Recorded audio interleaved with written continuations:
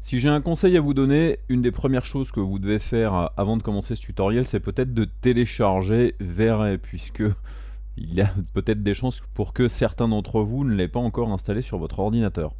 Alors, le plus simple pour trouver V-Ray et surtout les dernières versions de V-Ray, c'est d'aller directement sur le site de l'éditeur, c'est-à-dire Chaos Group, et donc le site c'est chaosgroup.com.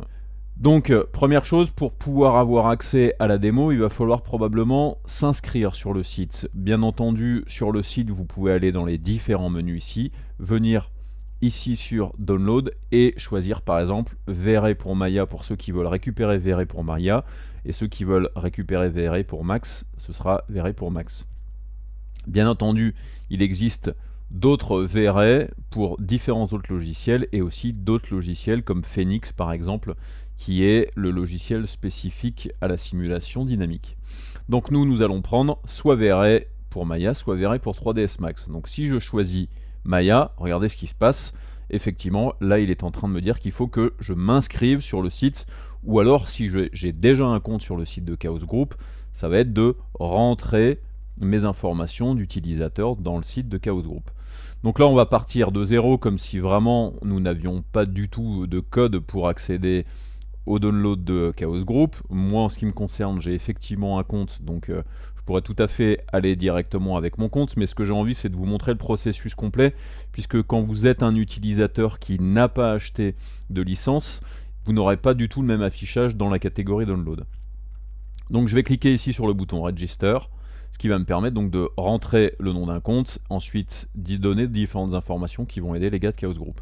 Donc je vais rentrer un compte fictif, donc je vais l'appeler Gilles Pfeiffer par exemple. Je vais rentrer un mot de passe que je ne vous communique pas, bien entendu. Ensuite le nom.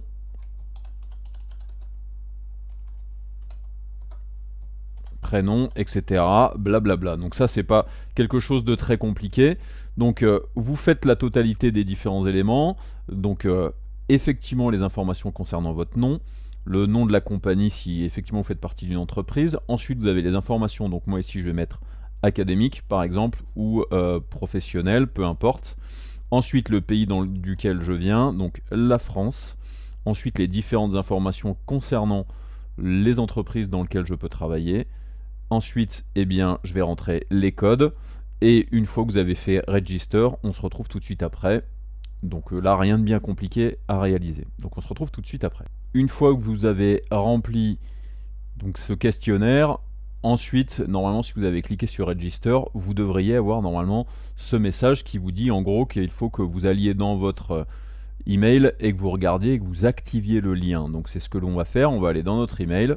Donc on a reçu le mail de Chaos Group qui va nous permettre donc d'activer notre compte. Donc je clique sur ce lien là à l'intérieur du mail.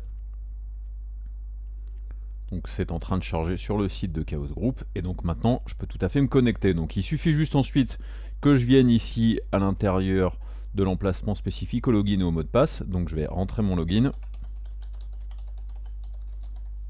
Ensuite mon mot de passe. Je fais Go.